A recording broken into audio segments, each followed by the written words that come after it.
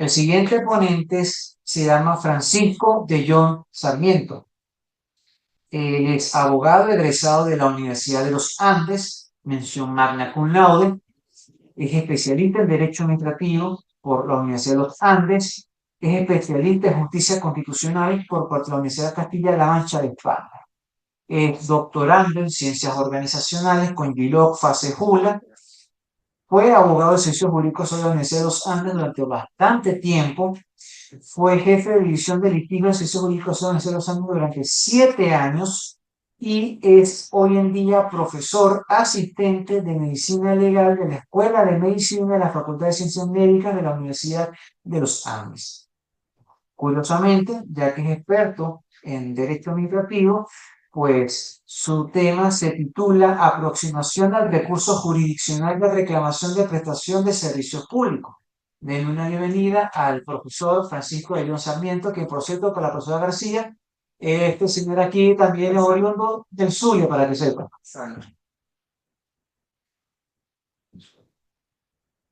Bien, muchísimas gracias por la presentación. Sí, cuando escuchaba a la profesora García, ya el acento se le iba marcando a uno, ya, así como cuando uno viaja de aquí para el sur, ya cuando uno va por Caja Seca, ya tiene uno el acento marcado. Pero bueno, el día de hoy eh, estamos pues acá presentes, vamos a conversar un poco sobre una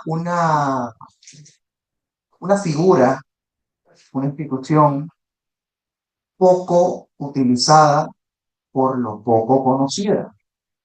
Nos limitamos prácticamente a la nulidad, nos limitamos a la querella, nos limitamos al amparo, todo creemos que es un amparo constitucional, nos limitamos a una abstención o carencia en caso de alguna falta de decisión oportuna. Y sin embargo, desde el año 2010, la Ley Orgánica de la Jurisdicción Contencioso Administrativa nos consagra una figura, una institución como un procedimiento breve que se denomina el recurso de reclamación de servicios públicos. Y es un recurso que se tramita por el procedimiento breve. Y qué oportuno, qué pertinente que la explicación, la disertación de la profesora García haya sido sobre mediación, sobre conciliación, sobre esos mecanismos alternativos de justicia, porque una de las principales actuaciones que tiene el juez contencioso administrativo en este procedimiento es buscar justamente la conciliación, buscar la mediación de las partes en el conflicto para poder resolver la controversia. Ciertamente en materia civil se hace necesario incluir estas figuras, pero por vía de mandato constitucional del año 99, pues todos estos mecanismos alternativos, mediación, conciliación, negociación, aunque no todo el mundo entiende esa palabra como tal, porque cuando se dice negociación piensa que aquí se está tramitando algo por debajo de la mesa. Y justamente lo que se busca es, como se dice en el vulgo, como decimos en lo coloquial, llegar a un mal arreglo de un buen pleito. ¿Ok? Y la mayoría de los casos pues se ganan es de esa manera, logrando conciliar, logrando mediar y de esta forma también pues a quienes son jueces, a quienes trabajan en el Poder Judicial, pues logren también descolapsar los tribunales en este sentido. Imagínense que todo pues en niños y adolescentes terminado en parte de mediación. Fue una maravilla luego para el juicio y ¿no? Como sí puede suceder con mayor frecuencia en el ámbito laboral. Pues bien, el día de hoy, este acompañamiento que tengo con ustedes no va a ser un trabajo de análisis jurisprudencial ni histórico, ni cuál ha sido la concepción tradicional de los servicios públicos desde el derecho francés, nada, nada, nada. Vamos a trabajar es con una aproximación. Como se lo dije en un primer momento, como es una figura poco conocida y por tanto poco recurrida, pues es muy saber que existe una figura jurisdiccional dentro del ordenamiento jurídico venezolano que prevé que cuando hay una deficiencia o un cobro exorbitante o una supresión irregular de un servicio público o una tardía prestación de un servicio público, pues sencillamente tenemos vías abiertas para poder ejercer dicho reclamo. Cuando hablamos de esta prestación de servicios públicos, pues lo primero que tenemos que saber es que es un servicio público. Existe una figura constitucional llamada servicio público que, si recordamos aquellas nociones que tenemos del derecho administrativo 1, pues hablamos de los fines y los cometidos del Estado, de qué debe brindarse, de cuál es el norte de la actividad administrativa, de lo que es la satisfacción de necesidades del ciudadano, en este caso, al hablar de servicios públicos, del usuario, de la persona receptora de ese servicio, del recipiendario, del beneficiario de cualquiera de los servicios públicos. No hablamos de servicios públicos solamente en luz, agua, aseo, etcétera. Por ejemplo, si vamos al texto constitucional, al 102, vemos, por ejemplo, que la educación es un servicio público. Por ese motivo, por ejemplo, vemos actualmente que existen demandas de reclamación por deficiente prestación de servicios públicos en materia educativa, que no solamente se basan en ir al Consejo de Protección en materia de niños y adolescentes, que se brinde una medida de protección porque un colegio no quiere matricular al muchacho. Y perfectamente el Consejo de Protección puede dictar la medida, pero como no existe ahorita, o como ya en la actualidad no es necesario agotar la vía administrativa, perfectamente puedo ir al Consejo de Protección y puedo ir al Tribunal Contencioso Administrativo competente en materia de servicios públicos y ejercer el recurso correspondiente. Más allá de eso, si tenemos que existe un recurso que se llama deficiente prestación de servicios públicos por materia educativa, mal pueden los tribunales contenciosos administrativos admitir amparos constitucionales por violación del derecho a la educación. Porque si vemos el artículo 5 de la Ley Orgánica de Amparo, que nos dice que se debe dar una ordinaria, pues efectivamente la extraordinaria que se debe el amparo constitucional sería inadmisible. Fíjense entonces que el desconocimiento de esta figura llega hasta el propio sistema judicial. Y lo hemos visto en el litigio, como lo señaló Jean Denis, que ejercí como abogado jefe de la sección judicial del servicio jurídico, nos tocaba tramitar o nos tocaba reclamar amparos constitucionales por insulto y violación del derecho a la educación. Pero por otra vía, entonces nos presentaban también un recurso por deficiente prestación al servicio público de estudio. Entonces, no hay un criterio fijo en materia judicial para poder entender qué es, ¿no? ¿Cuál es el génesis del servicio público? Pues sencillamente para poder entender el génesis, el origen, el inicio de lo que es la prestación del servicio público, debe atenderse a dos conceptos, a dos puntos fundamentales. El primero de ellos, la realidad de la actuación pública. Por eso le señalaba aquellas nociones de los fines y cometidos del Estado. ¿Qué es el Estado? El Estado no es el gobierno es uno de los elementos del Estado. Y ellos tienen una serie de competencias atribuidas por ley, una serie de atribuciones, no da la redundancia, y que deben ser cumplidas para poder satisfacer las necesidades de un ciudadano. No son las mismas necesidades, por ejemplo, que tenemos en Mérida, que tenemos la profesora del Cien Zulia. Como tampoco son las mismas necesidades que se tienen acá en el municipio de Libertador, las que se tienen en el municipio de Campo Elías, a pesar de ser vecinos.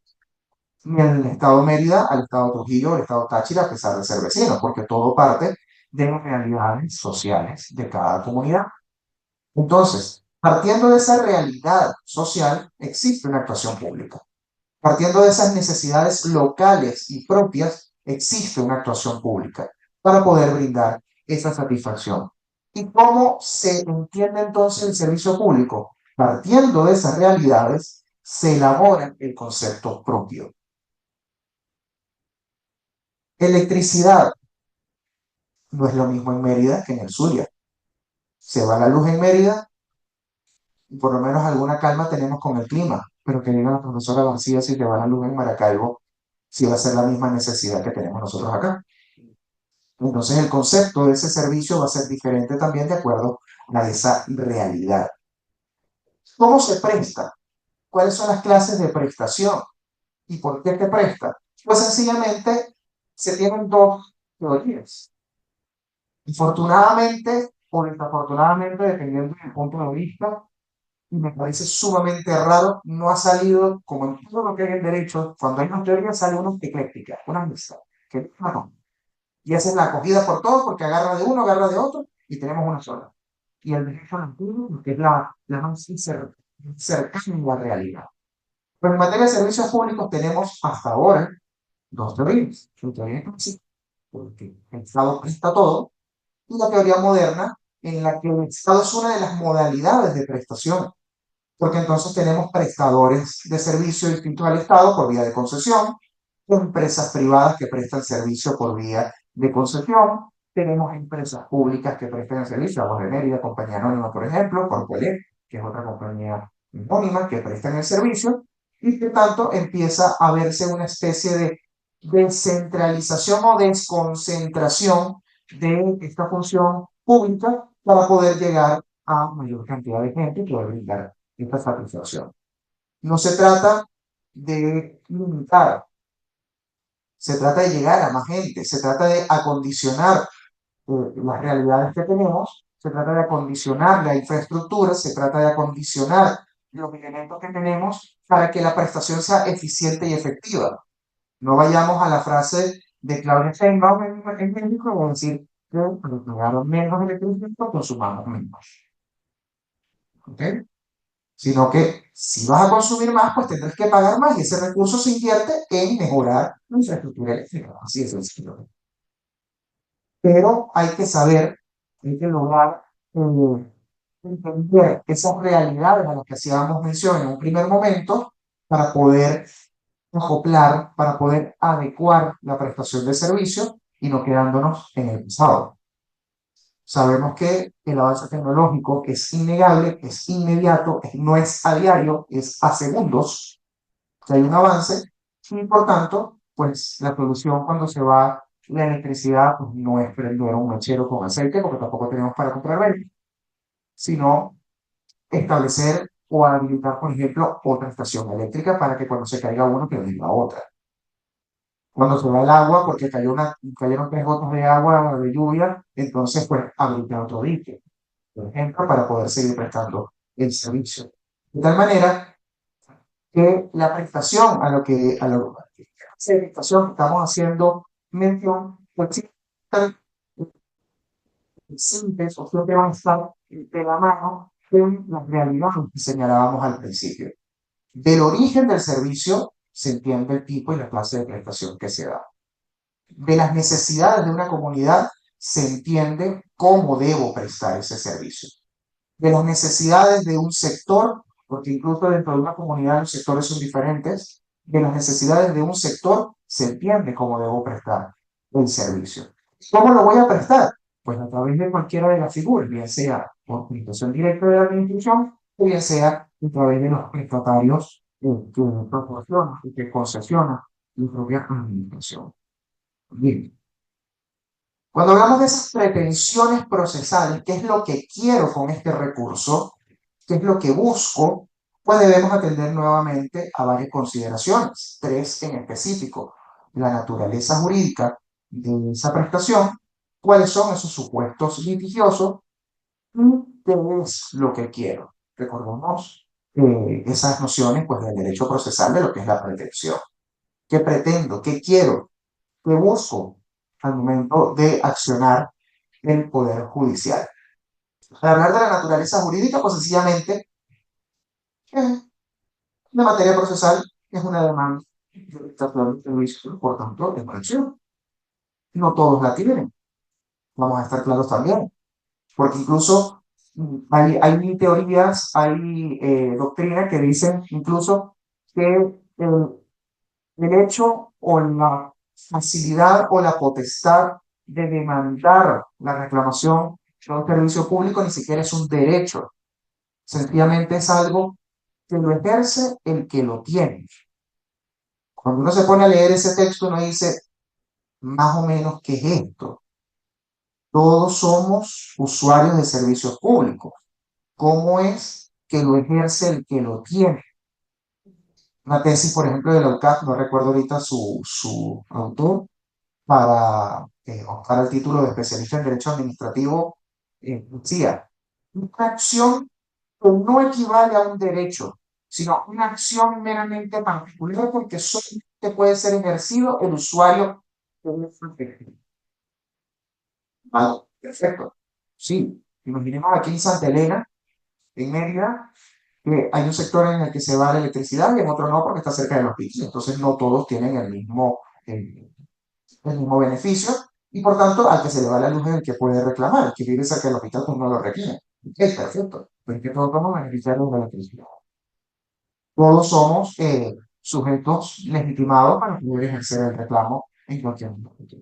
Entonces, más allá de esa discrepancia, como se los dije, que no es el motivo de esta disertación, más allá de esa discrepancia, pues sencillamente la naturaleza jurídica de este recurso es sencillamente una acción profesional.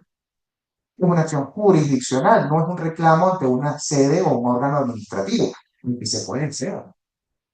Si se va la electricidad, pues espero que no se me salga ninguna maracuchada, pero uno prende con ligero y se va la luz y bueno, vamos a Guadalquivir todo mismo. No, y ojo, no estoy instigando. No lleguen a- Sino que así como es la prestación del servicio público es una actividad administrativa, pues sencillamente, como tengo vías administrativas que puedo tocar, pues tengo también vías jurisdiccionales y este recurso o esta demanda por prestación de servicios públicos, su naturaleza jurídica es que es una acción netamente jurisdiccional. Ahora bien, ¿cuáles son los supuestos litigiosos?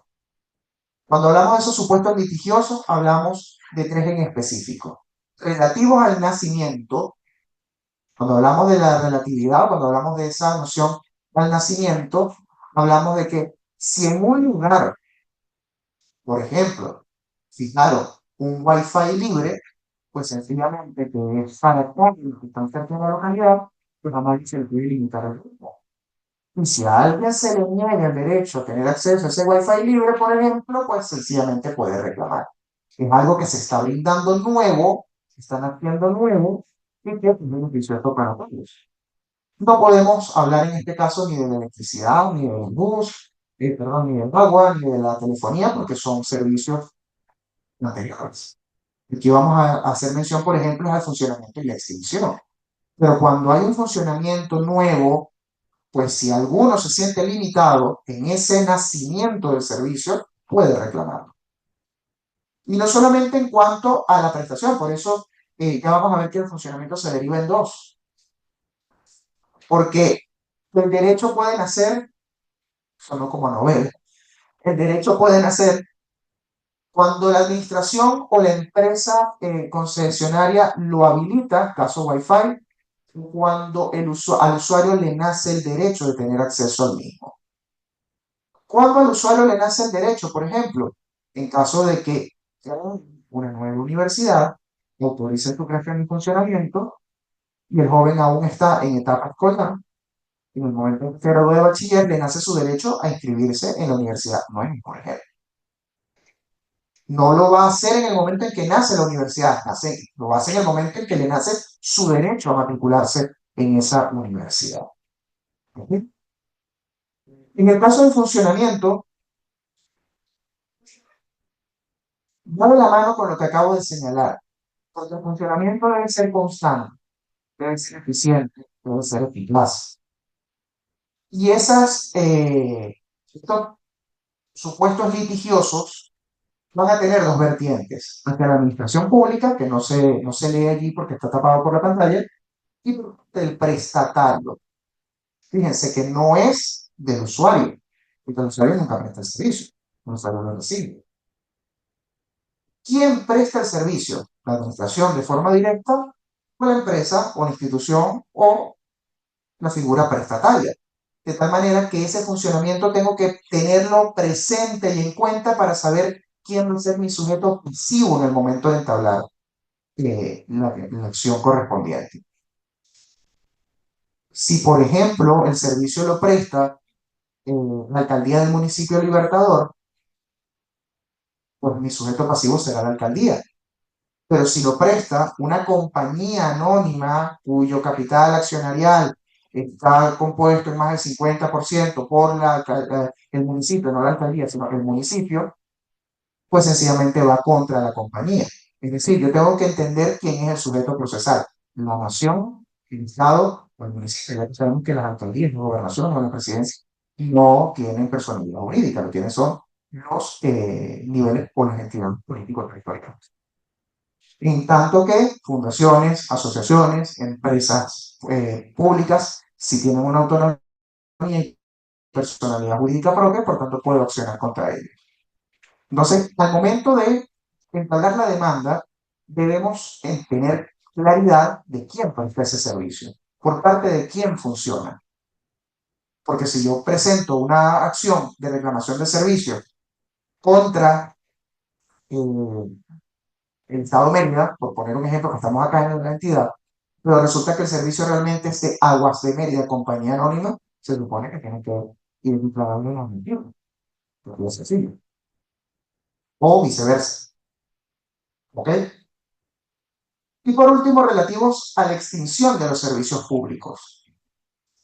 Cuando uno lee la doctrina en extinción de los servicios públicos, uno dice, y es que en algún momento los servicios se extinguen. Y al adentrarnos en la doctrina, lo que se extingue es la figura prestataria. Ya no es Cadela, ya es Corpoelec. Ya no es Hidrolago, en el Zulia, por ejemplo, se tendrá otro nombre, por decir algo. Aguas de Mérida no nació desde el primer momento, es una figura que asume las competencias de otra institución. De tal manera que en este caso no hablamos de la extinción del servicio, hablamos de la extinción del órgano o ente prestatario del servicio. ¿Y qué es lo principal que tenemos que determinar allí? La continuidad administrativa. Así como cuando en materia mercantil podemos demandar, podemos a una empresa demostrando que es la continuación de otra porque cambió la razón social y lo que está haciendo es evadir impuestos o evadir obligaciones frente a sus empleados, pues lo mismo sucede acá. Demostrar que Corpoelec es continuación de Canela, por ejemplo, o de que Corener es continuación de Corealza, o cualquier figura que existe en la actualidad que sencillamente ha cambiado de denominación o de razón social para poder determinar que sigue siendo la prestataria del servicio y poder reclamar a esa figura. ¿Qué pretendo? ¿Qué busco con esta acción de reclamación? La satisfacción de necesidades. Ese es el fin último del Estado. Satisfacer las necesidades de la comunidad, del usuario. Y si yo siento que la prestación es deficiente, pues yo pido eficiencia. Reclamo que satisfagan mi necesidad. Por eso es la primera pretensión. Pero también puedo pedir la reanimación del servicio. Suena más a un término médico, pero así lo determina la doctrina. Debería ser la reactivación del servicio. Lo vemos mucho en la actualidad con CanTV, que el trabajo que se está realizando de fibras ópticas, de adecuación de cableado, pues de la noche a la mañana la línea brilló por su ausencia. Pero siguen cobrando, eso sí. Eso sí, la factura llega. Entonces, ahí pedimos en la reactivación. Yo soy dueño de una línea telefónica y por tal motivo yo necesito que la reactive para poder seguir utilizando el servicio de telefonía. Más allá de telefonía del internet, por ejemplo. Porque ya todos que tenemos este equipo de teléfono, un poco utilizamos el teléfono inalámbrico y inalámbrico definitivamente.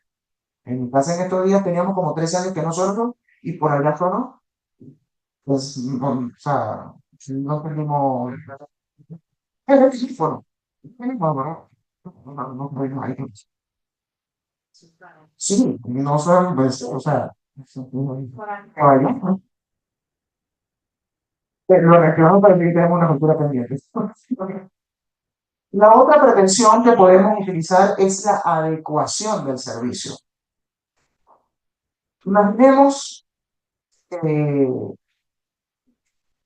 cuando ponemos esto como una especie de situación de carácter laboral. Es una adecuación laboral. Dependiendo de las necesidades y condiciones del trabajador, se adecúan sus necesidades laborales o la prestación de sus servicios. Yo doy esta materia en medicina legal, vemos riesgos profesionales. Cuando hablamos de adecuación laboral, siempre pongo el ejemplo de la vieja que se parte una pata, que trabaja en el cuarto piso y no hay ascensor. Yo sencillamente que sí, en fin, y que siga cumpliendo su función. ¿Qué significa adecuar el servicio? Me mudé, por ejemplo, pero me quiero llevar mi línea telefónica. Pido el traslado de esa línea telefónica. Ay, no, señor, no podemos hacerlo porque para allá cuando usted se mudó no hay línea. No, porque yo no te estoy pidiendo que me habilites una nueva línea, te estoy pidiendo que la línea que es mía, que tengo 20, 30 años pagándola, pues sencillamente me estoy mudando de sector, no es ese sitio. Dicen que no otra vez. Repito, función de adecuación. Y que yo no quiero dejar de utilizar mi línea telefónica, o sea, quiero seguir utilizando mi internet ABA. No quiero dinero, no quiero tobarzar, no quiero nada privado, quiero seguir funcionando de manos del Estado y de seguir gozando del beneficio de Abacan TV, así me caiga 25 horas al día.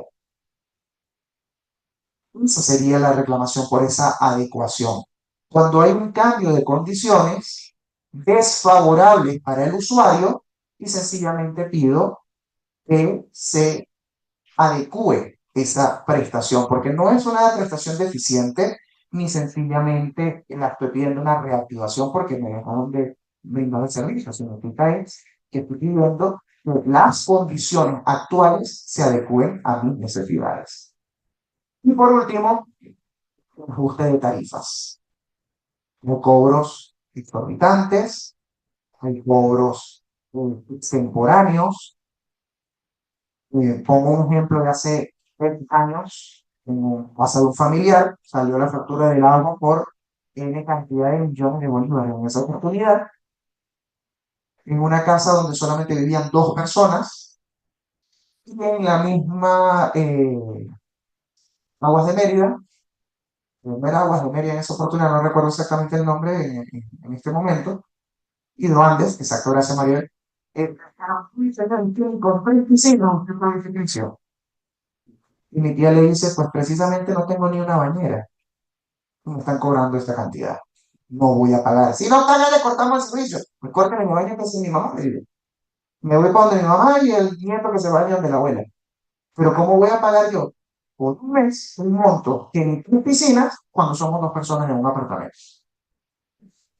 Entonces, si no hay un juicio de esta tarifa, si no hay un reconocimiento de esos errores, pues perfectamente puedo ir a la reclamación por vía jurisdiccional. Pero más allá del ajuste de tarifas, es quien fija también las tarifas. Por ahí hubo recientemente, sin mencionar accionante, con toda razón del accionante, una reclamación, pero en este caso fue una nulidad, por una fijación de tarifas de un servicio público municipal que fueron creados por un órgano incompetente. Los tributos son materia de reserva legal. Por tanto, deben ser fijados por una ordenanza, no por un decreto del Ejecutivo. Si no hubiera, de repente, ahí cabía, por supuesto, la nulidad, la acción de nulidad, pero si en el caso, por ejemplo, de que hubiera sido el Consejo Municipal, que se haya puesto de acuerdo con el alcalde y empieza a fijar tarifas absurdas, pues perfectamente cabía aquí el reclamo por una prestación de servicios públicos por tarifas exorbitantes, exabruptas, extemporáneas, etcétera. ¿Por qué? Porque como estoy brindando necesidades, estoy satisfaciendo necesidades, vamos a estar claro que la principal satisfacción viene por el bolsillo. Y los venezolanos no estamos ganando una y parte de otra para poder pagar servicios caros y eficientes. Se paga por lo que se tiene. Así como reclamamos en materia laboral, igual sueldo, igual trabajo, pues sencillamente apliquemos este principio a los servicios públicos. Igual prestación, igual. Si la prestación es deficiente, no me la cobres tan alto. Y por tanto, se puede perfectamente reclamar ese ajuste de tarifa dependiendo de la prestación obtenida. ¿Cuál es su ámbito de aplicación? ¿A qué va dirigido y a quiénes va dirigido? ¿Cuáles son las materias objeto de este control? La falta de prestación o la supresión del servicio, es decir, que de la noche a la mañana dejaban de prestar el servicio y por tanto pido su reanimación, como lo señalábamos hace rato. La prestación deficiente, la prestación deficiente la podemos atacar por dos vías, bien sea por la satisfacción de necesidades o por la adecuación del servicio. El cobro indebido, exorbitante o extemporáneo, como lo señalábamos en ese ajuste de tarifas, por la interrupción o suspensión del servicio. Aquí si hablamos de la extinción del servicio, no la extinción del órgano que está haciendo. Sencillamente hablamos de que yo estoy gozando de un servicio y de la noche a la mañana dejaron de prestarlo. Electricidad. Vengo pagando correctamente, mensualmente, y de la noche a la mañana, pues, cortaron el servicio. Tengo todos mis comprobantes, ya no existen las facturas, ya todo lo hace uno por internet y imprime el comprobante de pago. Demuestro que he venido cumpliendo con mi obligación como usuario de pagar el servicio y de repente no tengo más electricidad. Y voy a Corpelec. No es que la cortamos por falta de pago. ¿Cuál falta de pago? Sí, es que nosotros fijamos un monto ahora que hay que pagar. Pero a mí no me lo han dicho. No se ha dicho, pero ya lo fijamos. No, yo tampoco. Entonces, imaginemos, claro, estoy poniendo escenarios exagerados, escenarios inventados, pero es a efectos de ilustrar.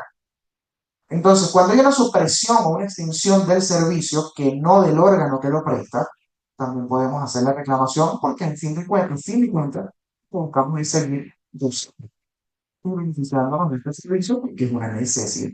¿Ok? ¿Quiénes son los sujetos pasivos? Pues los que lo prestan, la administración o las entidades estatales del mismo por vía de concesión. De tal manera que no va a haber jamás ni nunca un usuario sujeto pasivo. Jamás ni nunca va a haber tampoco un prestador del servicio como sujeto activo, salvo que sea una controversia administrativa que el prestador del servicio actúe contra la administración que le otorgó la concesión en caso de una inconformidad y entre su relación administrativa propiamente. Pero no es por la prestación del servicio, sino por la relación administrativa que existe entre la administración pública por vía de la concesión que le otorgaron para seguir prestando el servicio. Escenario. El gas natural corresponde al Estado y se presta a empresas privadas concesionarias. Su gas, Materagas, Busgas, todo lo que termine en gas, no van a actuar por vía de la deficiente o por una reclamación de deficiente prestación del servicio público. Sencillamente pudieran accionar contra la administración porque, imaginemos aquel año 2007 con RCTV, no le renovaron la concesión y por tanto no va a seguir prestando el servicio. Y ahí sí pudiéramos ver a un prestatario accionando contra la administración, pero no por la vía de este recurso, sino por otra completamente diferente. Este recurso es potestad prácticamente exclusiva del usuario, del beneficiario. Por eso lo tenemos como el único sujeto activo que va a actuar bien contra la administración, contra la entidad estataria del mismo. ¿Cuál es su procedimiento? Ya para finalizar. Y aquí vamos a hablar un poquito o vamos a hacer mención a una omisión legislativa y administrativa que se tiene en esta materia. La ley orgánica de la jurisdicción contencioso administrativa contempla, a partir del artículo 66, el procedimiento de la reclamación por servicios públicos. Sin embargo, no lo contempla como una acción autónoma. Ya lo señalé en un primer momento, junto con las vías de hecho, junto con la intención o cómplice del bloque de los procedimientos breves. Se tramita por una vía expedita, prácticamente parecida a un recurso de amparo constitucional. No son los procedimientos ordinarios contemplados para la nulidad, por ejemplo, o para una querella funcionarial en la ley del estatuto, sino que es un procedimiento breve previsto en esta norma.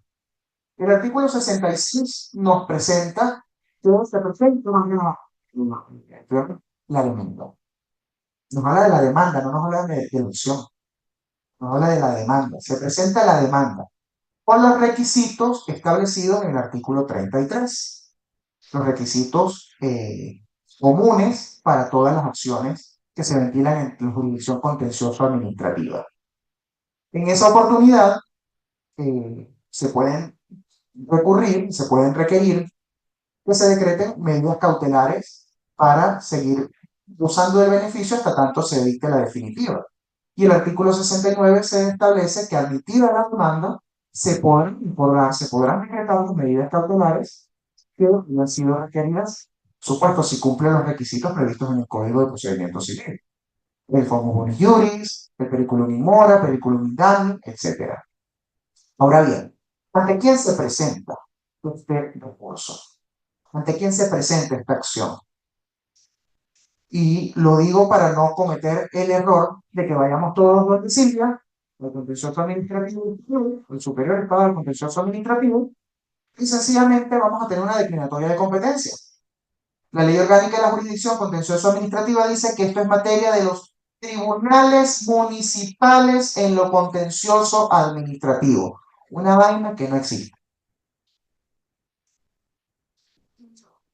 Por eso hablo de la omisión legislativa y administrativa.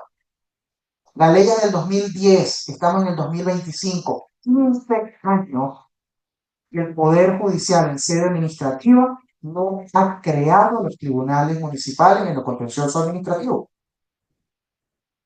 ¿Ante quién la representa entonces? Pues me lo que dice la disposición transitoria de la misma ley. Mientras se crean los tribunales municipales en lo contencioso administrativo, serán conocidos como municipales ordinarios. Entonces, no solamente van a estar colapsados por divorcio o por desafecto, que es lo que más se llega ahí a los municipales ordinarios, sino que ahora todo el mundo va a pelear al Corpo Electo, todo el mundo va a pelear a Guatemala, y todo el mundo le va a pelear a la Universidad de los Andes, ahora también somos los sujetos pasivos de la prestación del servicio educativo. Y en muchas ocasiones los municipios o los tribunales municipales ni siquiera sabían que tenían esa competencia. Fíjense entonces el daño que se le pudiera estar haciendo al mismo usuario cuando no hay precisión de ante quién voy a presentar un idioma.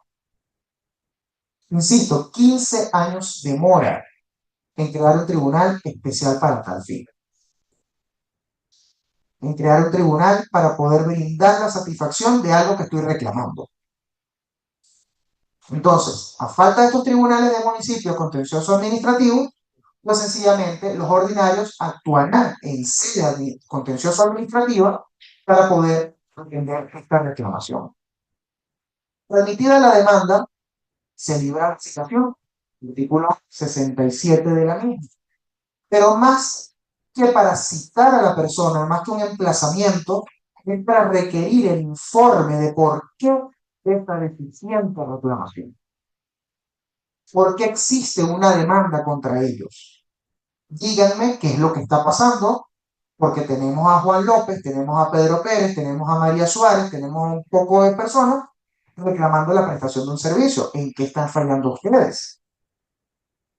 Y tengo la obligación de presentar ese informe sobre pena de una multa pecuniaria, para poder dar respuesta a esta situación.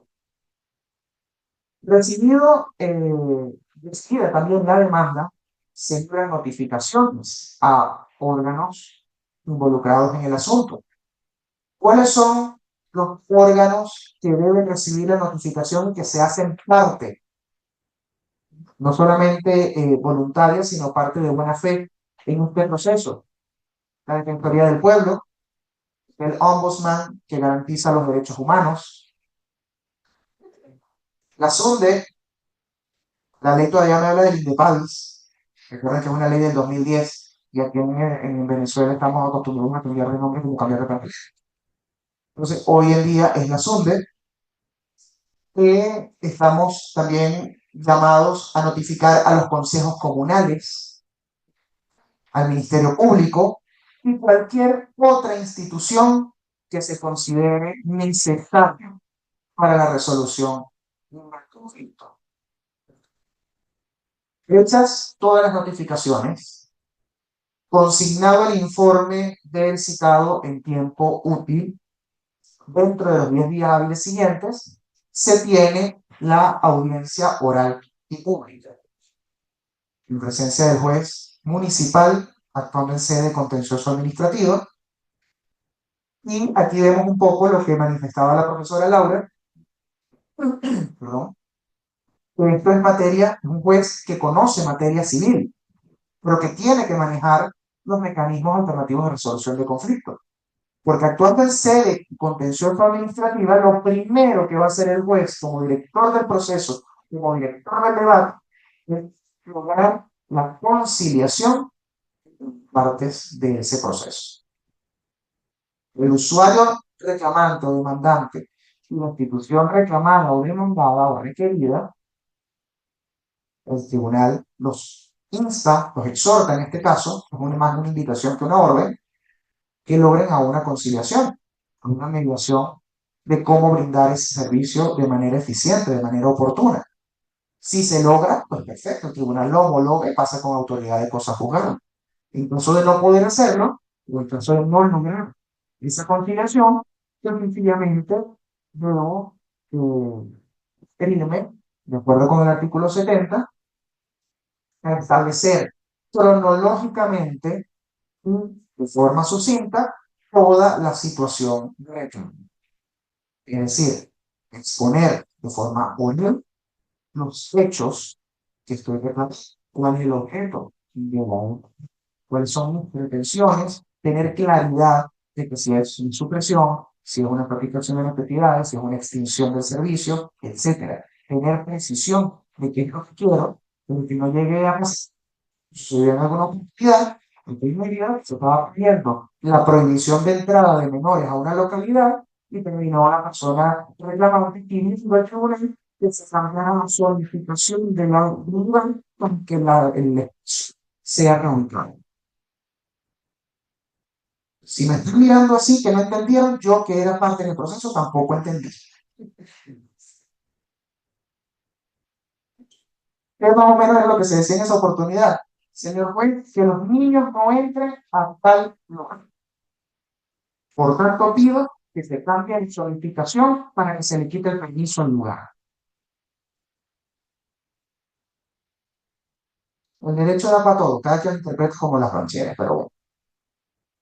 Expuesto esto, expuesto toda la situación que da pie a la demanda, que da pie al reclamo, si hay necesidad de prolongarlo, se. Por lo general, en materia contencioso administrativa, 10 minutos para cada uno, 5 minutos de réplica y contrarréplica y listo para sentencia. No hay mayor complicación. Pero dependiendo de la gravedad del asunto o dependiendo de la cantidad de sujetos procesales que estén presentes, sobre todo usuarios, porque puede haber una demanda colectiva, se puede prolongar. Y finalizada la prolongación, pasamos a la fase de sentencia dentro de los 5 días hábiles siguientes, en el que se establecerán las medidas inmediatas necesarias, medidas que garanticen la eficiencia o que garanticen la pretensión y, por supuesto, las sanciones que pueden incluso aplicarse al órgano o ente prestador del servicio por haber incumplido con su obligación de prestar o de brindar las necesidades básicas del usuario y por tanto, hablemos en términos ya muy generales, que no brindar satisfacción de la entidad, pues sencillamente estamos violentando derechos humanos, derechos fundamentales, y que atenta pues, contra la dignidad humana. Esta sentencia tiene apelación a un solo efecto, es decir, no se suspende la ejecución de la misma, sino que se sigue garantizando la decisión, se sigue brindando el servicio establecido en la sentencia, y en caso de que el Tribunal de Alzada decida revocar, en ese momento es que se aplicará lo conducente, lo que haya decidido el superior. Pero es a un solo efecto para que el usuario siga siendo beneficiado de las medidas que garantizó el Tribunal de Instancia. Como se van a ver, es un procedimiento súper breve. Inclusive, en el contenido de la audiencia oral, previsto en el artículo 71, se promueven y evacúan las pruebas en ese mismo momento, tal como se hace en una acción de amparo.